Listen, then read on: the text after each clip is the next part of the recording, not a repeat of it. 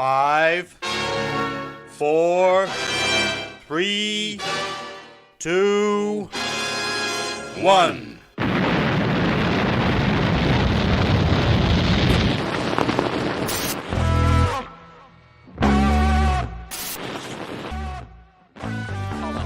the edge of the box is Madden.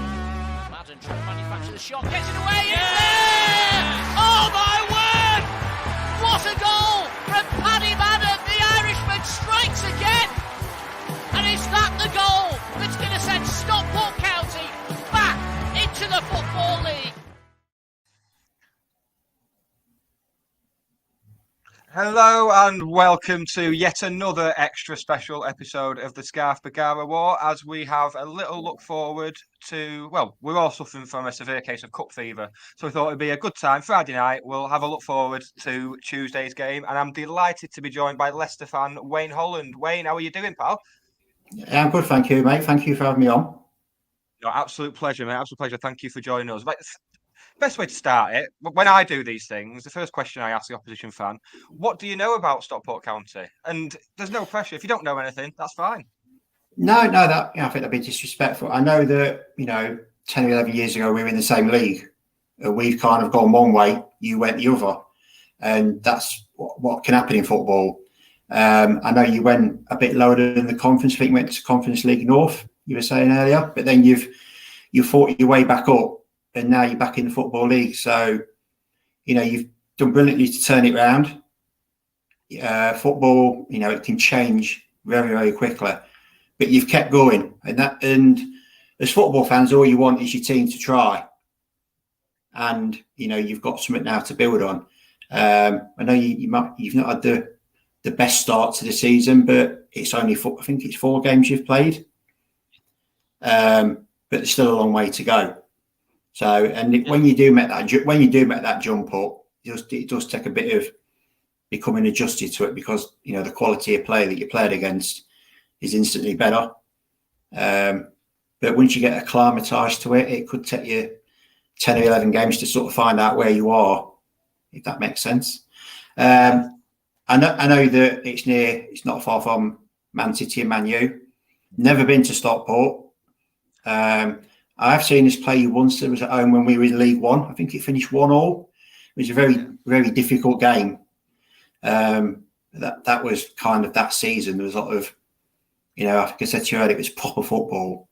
And a lot of Leicester fans loved it when we were in. I know it sounds bizarre, but we loved it when we were in League One, because it was like a throwback to the 80s.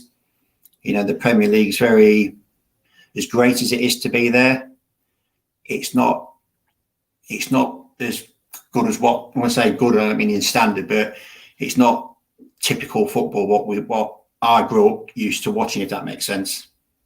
Particularly from a fan's point of view, I think, as well, because with all the money and everything, people do I kind of hate using that phrase like match day experience and stuff like that, but it does fit here in terms of the whole day out and just everything around it. You kind of, and I know a few people I know a fair few, obviously living around here. I know a lot of Man City fans. And a lot of them have just given up on going now, because they're bored of the whole experience. They much preferred it, going to the likes of Macclesfield back in League One. You know what I mean? Yeah, I mean it's kind of like, I'm going to our game tomorrow against Southampton, and I went to the Brentford game as well, and it's like it's become very sort of Americanized. It's like the Super Bowl. It's all the build up, with flares and all that, and you don't get that in League One or League Two. It's just you turn up before 3 o'clock, go for a pint with your mates before, then watch your game, then go home. And it's kind of, it's all sort of really hyped up. And as great as it's been in the Premier League, you do miss being in the Championship or even in League One, because it's just proper football. And it's not, as great as I say, great as it has been in the Premier League, and I never want to go down, but it's not the same. And if you got there, as you said about the people who are Man City fans, they've worded it perfectly. It gets a bit boring. It can be a bit boring. And the media sort of biased towards the so-called Big Six. It gets a bit monotonous sometimes, because it's like, hang on, there's another 14 teams in the league. Yeah. It's like we don't mean anything. But we meant something in 2016 when we won the league. So Yeah, But you did when you won me 500 quid as well. Yeah. Yeah, but the problem with that is such, it's because we've done that and then we won the cup last year. You know, you get, with success comes people in the media talking you down and having little snippets at you, little digs at you. Yeah. And it you know, but you don't seem, the big six don't seem to get that. And it's, I'm sure that the big six, but I'm sure that the big six clubs will say that there's a lot of media bias against them. But from where I'm standing, you don't get that. So yes, the lesson is you can't win. You can't. No, you can't. So there's actually that someone pointed this out to me when I was telling him I was going to record this tonight. There's a couple of playing connections between Leicester and County. So Conrad Logan, former goalkeeper, played for both clubs. Yeah. Matt Heath as well, I think. Yeah, Matt Heath was a centre half. I think he was a local lad. I can remember him playing for Coventry. And Conrad Logan seemed to be at our club for years and years and years. I don't think he ever played. He might have played sort of 1 or 2 games. He was always on the bench, and he seemed like he was a great pro, because a lot of players used to say that he was really, really good behind the scenes. And I think every club kind of needs that. Matt Heath, I think he probably played for us about 10 or 20 times, but then he kind of, I think he left. I can't remember where he went to. I think it went to Coventry, but I didn't really follow his career after that. So, but if he played for Stockport, then that's news to me, and that's not being disrespectful. That's just, I didn't know that. Yeah, I think it was a loan spell quite early on, and actually the biggest of all the connections, which is, it sounds weird saying it's the biggest one because it's a very tenuous one, but at one point, Jamie Vardy was in the offices of Edgeley Park. So the folktale goes, he was in the offices ready to sign, and then the new manager, Paul Simpson, took over and said, "No, that's the previous manager's signing. I don't want him." And I think he went to Halifax. Then we tried to sign him from Halifax when he went to Fleetwood, and then the rest is history. Yeah, I mean, he's been unreal for us. I can't. There's nothing that I can say that nobody else has already said. He's just been immense for us, and he's remained loyal. And you don't get that much in modern day football. You know, after we won the league, Arsenal came in for him, but he said, "No, Leicester wanted me when nobody else did. Why would I leave?" And I think that's why, you know, the fans love him so much. He's one of them players that every opposition fan hates him. They hate him, but they'd all love him to be part of their team or their squad. Yeah, everyone likes to shit out. Yeah, I didn't want to use that word. I didn't want to get your channel demonetized, so I wasn't going to say that. But yeah, I do understand what you mean. Yeah, he takes a lot of stick off. He takes a lot of stick off the other team's fans, but he also gives it back. So it kind of works both ways. Yeah, I absolutely love that. And since we're on Vardy, and obviously the people's Premier League champions, I think it's fair to say. I don't think there's a single neutral football fan that didn't enjoy what happened in 2016. But kind of fast forward into what's going on now. So, what is the situation at Leicester now? I know there's kind of a bit of disquiet. What's going on? Yeah, I mean, there's a lot of stuff. You should never believe everything that you read in the papers or you see on the telly or you read on Twitter. You know, basically, what is the club want to redevelop the ground now, and they've also bought a load of sort of area around the ground, and I want to redevelop all that, so that they're committed to that. Now, what the owner won't do, he won't put the club in jeopardy. It'd be easy for us to go out and spend 75, 100 million pound on different players, but you've got to get the infrastructure right, and that if that's to the belittlement of the team for a season or two, then so be it. I think if he went out and spent all that money, then redeveloped the ground, and it didn't work, and we've got a 42,000 capacity ground, but only 20,000 in it, what's the point in doing it? And he won't put the club's sort of future at risk. But also, I have to say this, and it's my personal opinion, is that I wouldn't say Rodgers is the dead man walking, but he comes out with some very strange comments after games. He doesn't help himself. You know, we played Brentford on the opening day of the season. We were brilliant for 70 minutes. They came back to Tall, and in his after-match interview, he said it was a red-hot day. It was really, really hot. And he said a lot of players were suffering from fatigue. He only made one sub. He only made one sub. How can you stand there and say? And to me, he never takes responsibility. He's the manager. He's the one who's being paid £10 million a year. He has to take responsibility because at the end of the day, it falls on him. Now, for example, all last season, every time a team got a corner, we might as well just give them a goal because we could not defend. Now, I know Rodgers is not responsible, but he had all season to sort it out. Never did. And it started again last week at Arsenal. We conceded another goal from a corner. And I think it's very... I'm prepared to give him to sort it out. The fact that he won the FA Cup to me has brought some credit in the bank. But I think if you went onto a Leicester Twitter, you'd find it very split at the minute. But I think the research I've been doing, that's exactly what I've found. It's pretty much 50-50 right down the middle with him. Yeah, and now as football fans, you don't mind your team losing. That's sport. It can happen at any point. But it's the manner in which you lose. And when the same thing keeps happening time after time after time, it ultimately falls on the manager to sort it out. And if he's not sorting it out, then that's it. I mean, I find it strange that the club have not, because we played Forest in the Cup in February, we got hammered 4-1, and it could have been 8. And he came out afterwards and said, we're going to have a bigger refresh in the summer. Then the club said to him, hang on a minute, in the summer, that's not happening. We're not. I kind of look at it. If I was being cynical, it's almost as though the club is saying, we don't actually trust you because he's brought some dross. That's the best. They're on massive weight. And our problem is we've got a squad of 31, 32 players. We can only put 25 of them in the league, but then them 7 players are earning so much money. We've got to get them out before we can. And we've lost Schmeichel and he was on a big wage, but that's not going to, in the grand scheme of things, it's not going to make a great deal of difference. But when you've got 6 players who can't even get into the squad, who are probably earning 65, 70 grand a week, that's a lot of money. And, we're not Barcelona, so we can't bend the rules and sort of dodge financial fair play and say, we're going to sell our rights to BT for 200 million for one season. We can't do that. We're not Barcelona. So that's kind of where we're at a minute. And it's kind of, you never know what Leicester team's going to turn up. You honestly don't.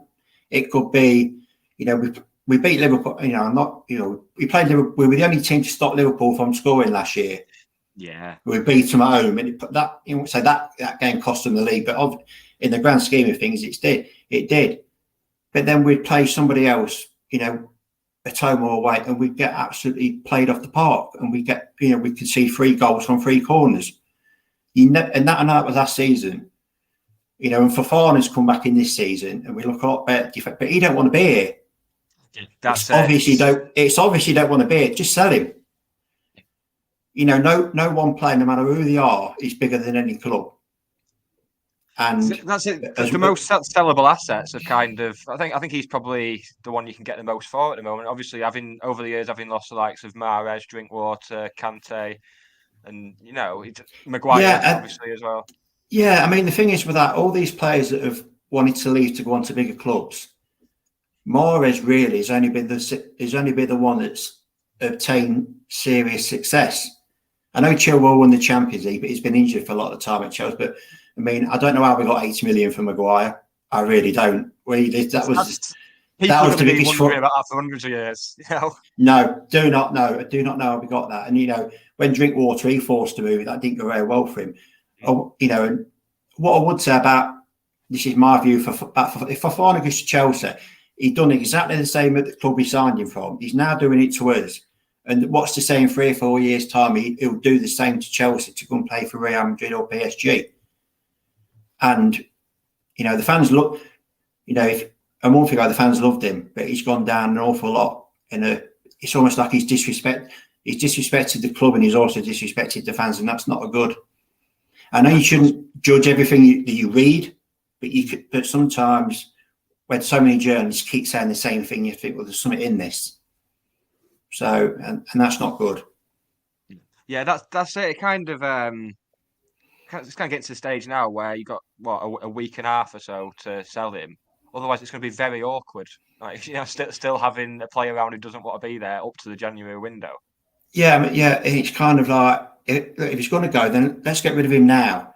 as you say, we've only got like 10 or 11 days left. We've then got to go out and spend some of that money, because what we can't do is let Fofana go and not replace him.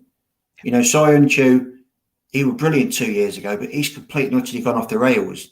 And then the only other alternatives is Amate, who's not really a central defender, and Vestergaard. And Johnny Evans can't play every game. As good as he is, he can't play every game because, he's, I won't say he's injury prone, but he picks up a lot of injuries. That's kind of contradictory, but you understand what I mean. In his mid-30s, so it's one of them things that if he's going to go, get rid, let's bring somebody in.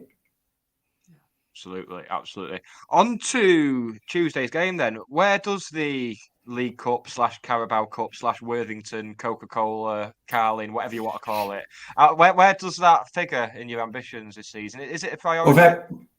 Well, yeah, it is. We're not going to win the league. I know that's a fact. Yeah, no, I shouldn't say after what's happened, but reality, we have to face reality. We ain't going to win the league. So the only two, we're not in Europe this year. So the only two things we can realistically go for is a Carabao Cup or the FA Cup. Now, what I will say about Rodgers, I have to be transparent here, is he's always tried to do well in the cups. Regarding sort of the team that he puts out for Tuesday, depending on how tomorrow goes, if we get hammered at home tomorrow, he might put a full strength team out to say, right, you've let yourself down, you need to go. Because if we turn up at Stockport and not being disrespectful, if our mentality ain't right, we'll get turned over. We have to go there. We've got to be professional. I mean, it's a bit of a cliche, but we have to. It's going to be a massive game for some of your players because, you're playing against Premier League players. And that's not being arrogant, but that's how you have to, and it's one of them things where we can't win either way, because if we win, everyone said we should be beating Stockport, the League Two team. But if we lose, it'll be back page story, it'll be all over Sky. And we'll get absolutely ripped to shreds on Twitter by other teams' fans. But you have to expect that. So we have to go there. And, that's the mentality's got to be right. I don't think it'll be a full-strength team. I don't think Vardy and Maddison will play. No. I'd be surprised if them two play. But, Daka needs some games. And, we should, and this could go back to Walkman, we should have enough to beat. If we lose, I think if we lose to you, then I'll rephrase what I said here, then Rodgers will be a dead man walking, especially after the start we've had. So it's quite a similar situation during the season that was played behind closed doors. We got West Ham at home in the third round of the FA Cup, and that was a similar situation then, where so they pretty much put the full team out. They brought Antonio, had his first game back from injury, and he played Yarmolenko, Rice, and it took him 86 minutes to break us down, and they ended up winning 1-0. And I think we've evolved as a team since then. We played Bolton in a televised game in the FA Cup last season. Obviously a different level. They were League One at the time. But the high press was what seemed to impress a lot of people. A lot of the neutrals watching online, we pressed very high, very aggressive team, very fast. And I think it's one of them. We're just looking forward to testing ourselves against a top 10 Premier League team. Yeah, at the end of the day, it's 11 against 11. And Leicester are not superhuman. We have got flaws in us, and we can be beat. I can't sit here and say that we can't. And that's. It's one of them games where you really just want to get it over and done with. You don't, but obviously I want us to win, but it won't completely utterly shock me if we get beat. I'm just being honest with you. That's all you can say, because it happens. You always get, in every round, especially at the early rounds, you always get one Premier League team gets knocked out by a team that's a couple of divisions lower. Yeah. Because I've gone on Twitter and bantered the man who it is, because they've been knocked out by a League One or League Two. So I'm going to get, if we lose, I'm going to get absolute pelters. But I deserve it because I've dished it out as well. So, but that's football. As I say, if the mentality ain't right, if they turn up and think all we've got to do is turn up, then we're in for a shock. Yeah. And if you're good from set pieces, then you've got an excellent chance of beating us. Oh, well, we're not at the moment, weirdly. All right. Dave Challoner's been with us since October last year. We went on a absolutely crazy. I think we only lost like 2 or 3 games between October and the end of the season. But the set pieces are the one element of our game that's inexplicably dropped off. So we might be all right there. But speaking of defending and set pieces, you touched upon the goalkeeper situation earlier. Obviously, Kasper Schmeichel, club legend, probably one of the best goalkeepers to play in the Premier League. It's kind of a vacuum there now, isn't there? People seem a bit unsure on Danny Ward. Yeah. Will it be Danny Ward playing, or will it be? Is it Alex Smithies who you just signed as a backup? It's a tough one. I'd probably say stick with Ward. I think a lot depends on how we get on tomorrow. It's the thing with Schmeichel was don't get me wrong, loved the guy for what he did for us. He stayed loyal to us, and had no problem with him going because he'd done some fantastic things for us. And as a shot stopper, he was not as good as his dad, but you can see he was his dad's son. Yeah. But if there was one criticism of Schmeichel, any Leicester fan, he just would never come for a cross. And if he wasn't, you get goalkeepers who come for crosses and goalkeepers that don't. If it had been one of the ones that did come for crosses, off the corners we conceded from last year, when a ball's in the 6-yard box, that's your goalkeeper's domain. He'd just stand on his line. Ward is he's better at crosses, and I say that even though he gifted Arsenal a goal last week. But that can happen in football. When a goalie makes a mistake, it's magnified 10 times. It's one of them things. Personally, I like Danny Ward. He's never let us down whenever he's played for us. He's made the odd mistake, but you name me which goalkeeper has not. Yeah. You look at the best 2 keepers in the world, and you probably say Neuer and Corbar at Madrid. Yeah. I've seen them 2 make some right clangers, but it's what they do generally. It's one of them games where I'd love to be able to go, but I just can't make it, because it'd be great just to go to, and I mean this in the nicest possible way, to go to an old-fashioned football ground, a bit of banter with the home fans, pay £2.50 or £3 for a pint instead of paying £6 like it's in the Premier League, or paying £5 for a pint. At your ground, it's probably like £2. And that's, as I said to you earlier, it's great being in the Premier League because of everything that comes with it. But sometimes when I watch the League One and League Two highlights, I think to myself, I'd love to be back there. When we were hopeless in the 80s, 90s, and the early 2000s, when sometimes there was more away fans at our ground than what there was home fans. That's how bad we were. But I miss them days, and that sounds bizarre. It really does. But to me, that was proper football. Where I'm not going to make the same mistake that Graham Souness made next week, because football's for everyone. But it was a proper blood and thunder game. Absolutely, yeah. So I expect a very difficult game. As you say, your players have got absolutely nothing to lose. I've got a friend I've got about 3 or 4 friends who are Tottenham fans. Walcombe went to Tottenham last year and they were leading for 65, 70 minutes. Yeah. So anything's possible. At the end of the day, I said to you, this is the big. If their mentality ain't right, we'll get done over on Tuesday, and the fans won't be happy about it. You can take losing. I can take. If Leicester lost every game 3-0, it sounds bizarre, but if they tried their hardest and just got beat by a better team, I'd accept that. No problem with losing, but it's the manner in which you get beat. Don't make it harder for yourself. And some of our players go looking for work when there ain't none there, I think it's the frustration more than anything else, Nick. That's the thing, because I know how good that team can be. Because when they play well, they can give anyone a game, and I include Liverpool and Man City in that. But we'd also we could play Liverpool at home on tomorrow, beat them, get to your place with exactly the same team, and get beat 3-0. That's how inconsistent we are.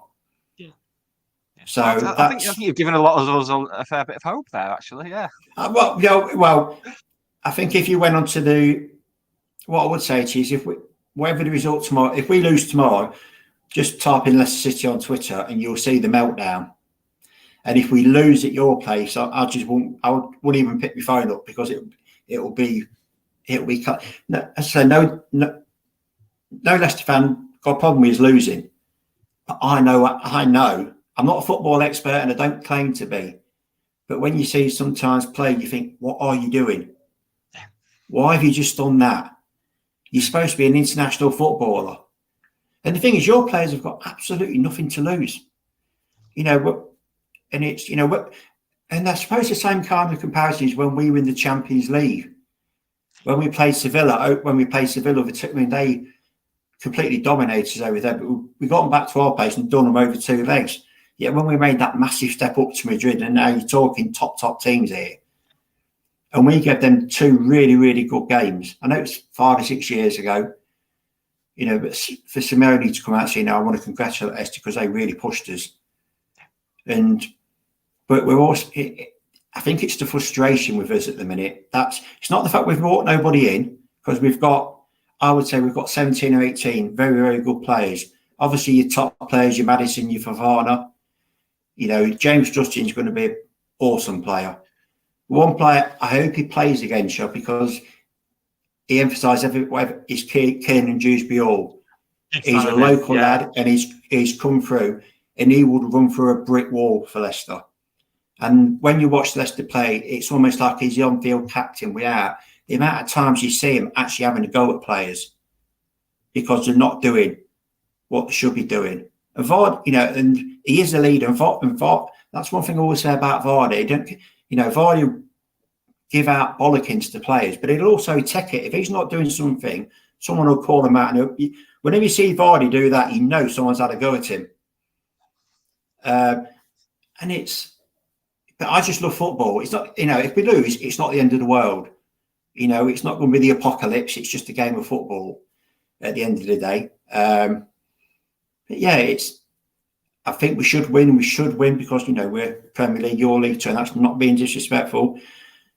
But in the cup, absolutely anything can happen. And I wouldn't be shocked if we lose. And I'm not trying reverse psychology in either. If any of your players are watching, I'm not trying reverse psychology. But when you see us, you will see exactly what I mean. That's all I can say.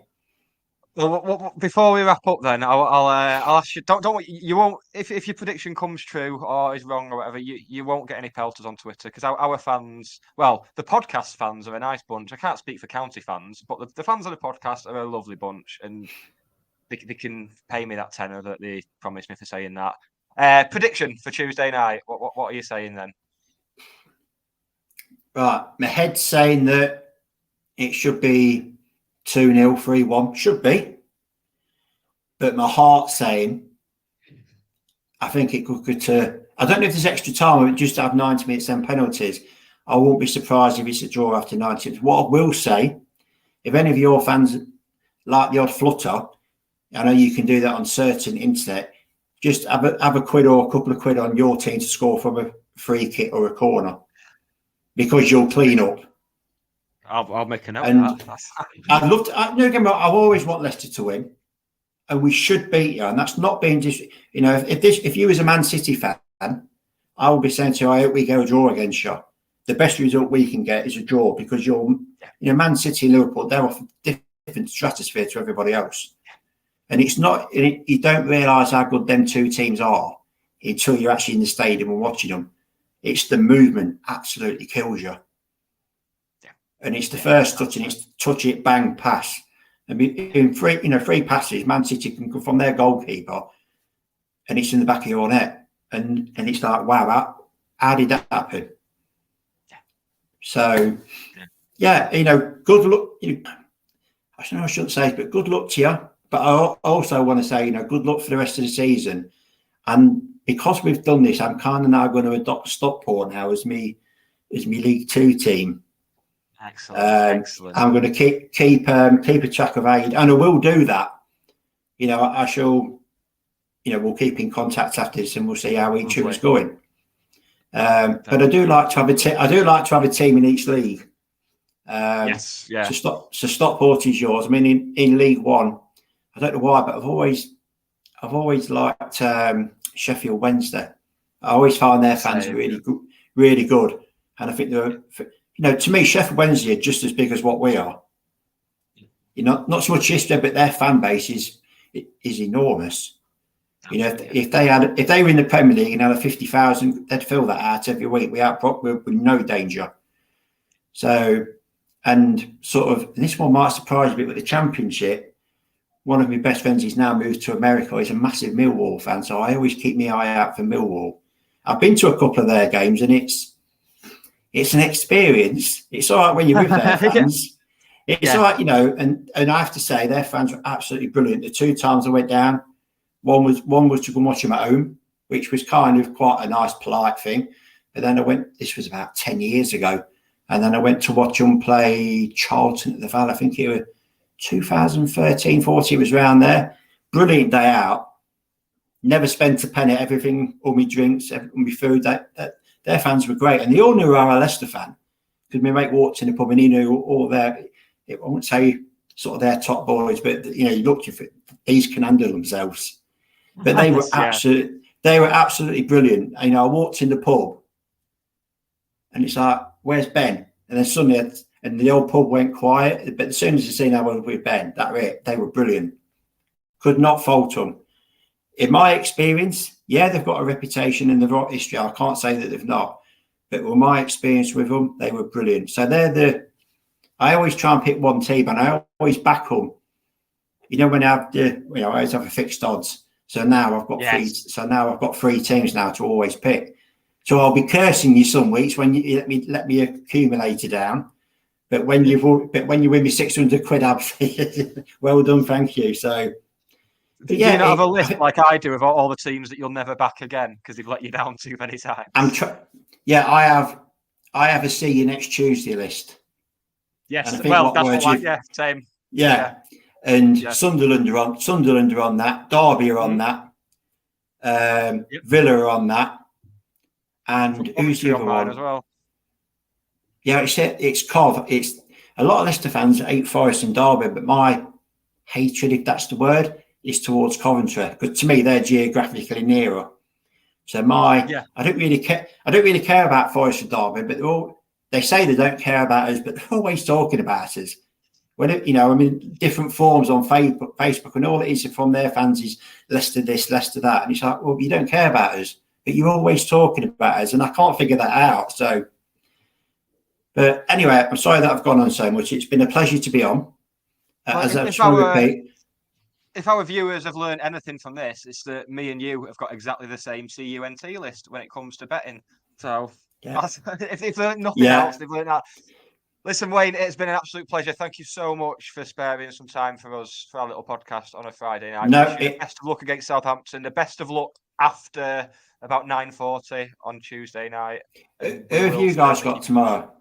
We have got Mansfield away. We're settling right back into league football now after 11 years out with a proper football league tie again.